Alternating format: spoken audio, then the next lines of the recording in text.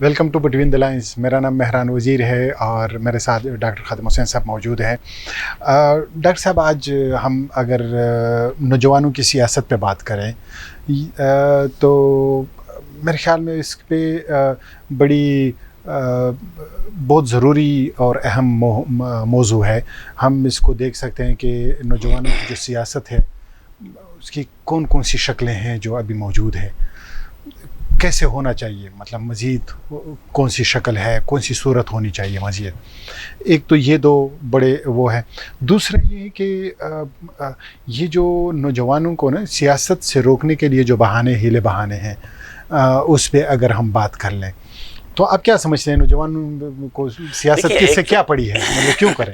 اچھا، پہلے تو یہ بات بہت زیادہ ضروری ہے مہران صاحب سمجھنا کہ نوجوانوں کو سیاست سے روکنے کے لیے یا ان کو غیر سیاسی بنانے کے لیے راستے کون سے اختیار کیے جاتے ہیں. ہاں، وہ کون سے ہیلے بہانے؟ ہم ہیلے بہانے کون سے؟ تو پہلا ہیلا بہانہ تو یہ ہے کہ کیریئر ختم ہو جائے گا، نوکری نہیں ملے گی، کام نہیں کر سکیں گے، نااہل ہو جائیں گے، ڈسکوالیفائی ہو جائیں گے، کوئی مارکیٹ میں کاروبار یا اپنا کام نہیں کر سکیں گے، ماں باپ اور والدین اور خاندان کے کام سے چلے جائیں گے، کام سے جائیں گے، وہ کام کے نہیں رہیں گے، جوانی ضائع ہو جائے گی. جوانی ضائع ہو جائے گی.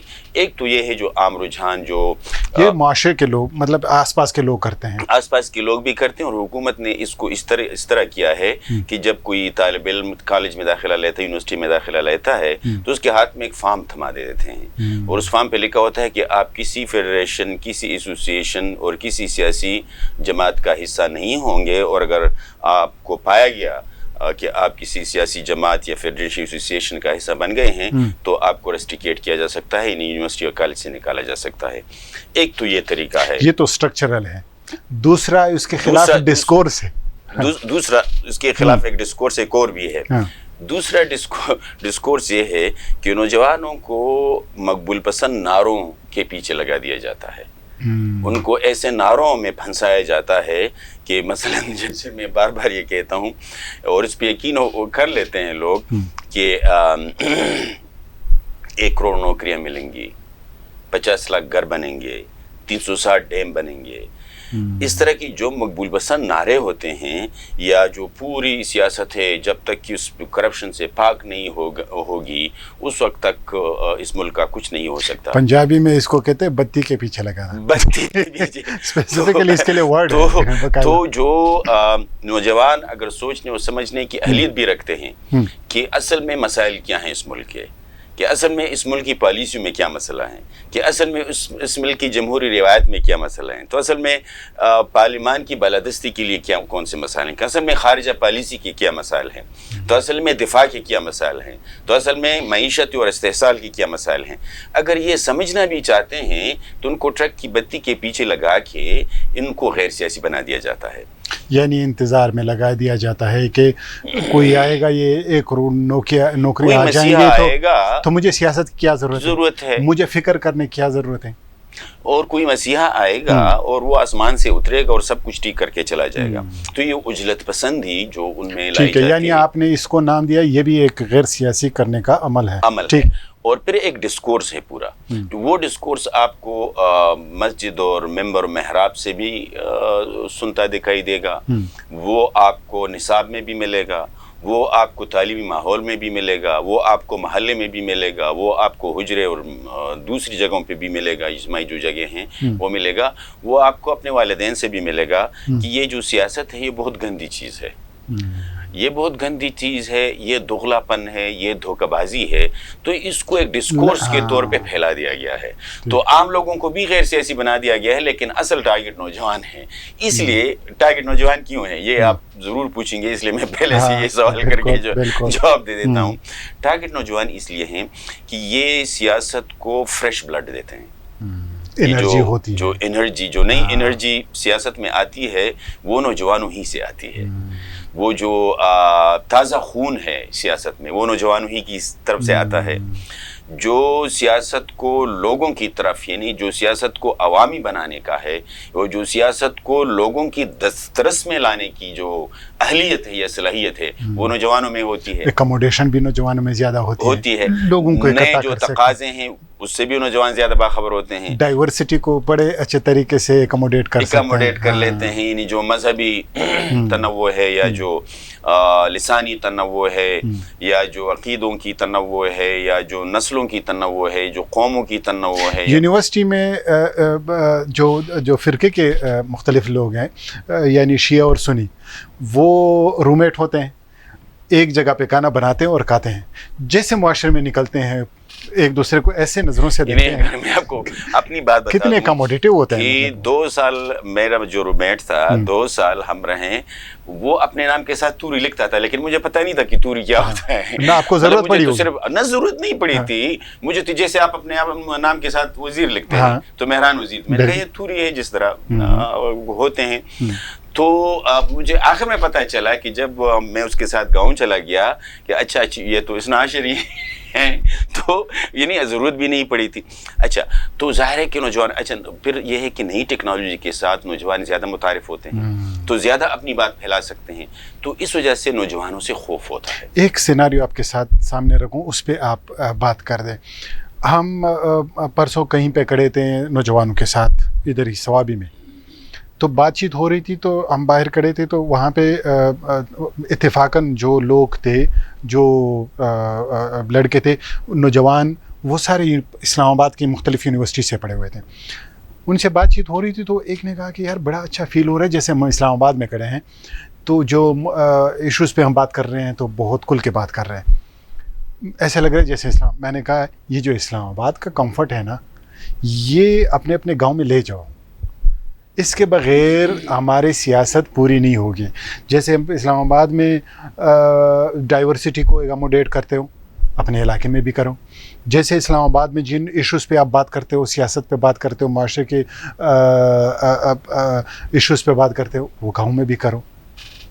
اس پہ آپ سے ہم سننا چاہیں گے. یہ ابھی اسی موضوع پہ آ رہا تھا کہ ایک تو یہ ہے نا کہ ریاست, معاشرہ اور اشرافیہ جو نوجوانوں کو غیر سیاسی بنانے کے لیے یا راستہ روکنے کے لیے جو ہتھ کنڈے استعمال کرتے ہیں اس پہ تو ہم نے بات کی.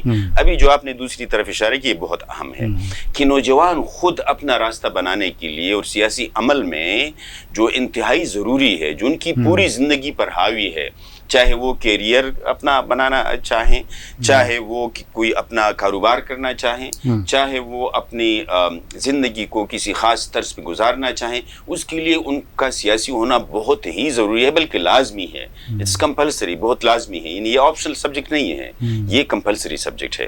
تو نوجوانوں کو کیا کرنا چاہیے؟ تو نوجوان عموماً آپ نے دیکھا ہوگا, مشاہدے جو آپ نے مثال بھی دی اور آپ کے پاس کئی مثالیں ایسی ہوں گی کہ نوجوان جب اپنے گاؤں چلے جاتے ہیں تو چھٹیوں میں جاتے ہیں دیہاتوں میں, اپنے گاؤں اور دیہاتوں میں, اور یا پھر یہ تعلیم ختم کر کے جب جاتے ہیں نوکری اور تعلیم کے ختم ہونے کے بیچ میں جو عالم برزخ ہوتا ہے, تو وہ جو عالم برزخ ہوتا ہے اس دوران یہ گاؤں میں ہوتے ہیں. اچھا یہ دیکھتے رہتے ہیں گاؤں میں کہ راستہ خراب ہے, بجلی بند ہے, انٹرنیٹ کام نہیں کر رہا, 3G بند ہے, لوگوں کے ساتھ ظلم ہو رہا ہے, پولیس کی پٹائی جاری ہے, قانون کی خلاف ورزی ہو رہی ہے, لوگوں کا اسپیس تنگ ہو رہا ہے, سڑکیں نہیں بن پا رہی, نوکریوں میں امتیازی سلوک بڑھتا جا رہا ہے, خواتین کے ساتھ امتیازی سلوک بڑھتا جا رہا ہے, بچوں کے پہ تشدد جاری ہے, تعلیم کا نظام خراب ہے, ڈسپنسری کام نہیں کرتی, انفرادیت ہے بہت زیادہ. تو یہ اپنا ایک تو خود اس معاملے میں انیشیٹو نہیں لیتے. یعنی اگر چند لوگوں کو بھی, یعنی اپنے دوستوں کو بھی اور اپنے ہم عمروں کو بھی 10 15 لوگ جمع ہو کے اس سے بات کرنا شروع کر دیں, چھوٹے چھوٹے اجتماعات کرنا شروع کر دیں, کوئی میوزک کی محفل बनाएं, कोई मुशायरे की महफिल बनाएं, कोई खेल का टूर्नामेंट बनाएं, तो कौन उनको रोक सकता है? कोई रोक सकता है। अच्छा, लेकिन ये ब्लैकमेल हो जाते हैं, ये उसी डिस्कोर्स से ब्लैकमेल हो जाते हैं। मैं ये पूछना चाहता हूँ कि ये प्रेशर किस तरीके से वो हैंडल करे, किस तरीके से बर्दाश्त करे, क्या तरीका इख्तियार करे, किसी बड़ी तहरीक का हिस्सा बने, क्या करे? देखिए, 2-3 रास्ते हैं और बहुत आसान है, इतनी मुश्किल नहीं है।